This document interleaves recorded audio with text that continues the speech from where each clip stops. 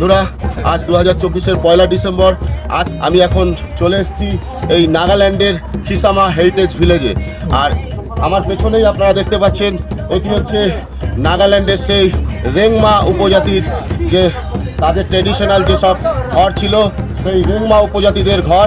আর এই নাগাল্যান্ডের হেরিটেজ ভিলেজে আজ কিন্তু অনুষ্ঠিত হতে চলেছে আর কিছুক্ষণ পরেই বিশাল একটি প্রোগ্রাম, হর্নবিল ফেস্টিভ্যাল।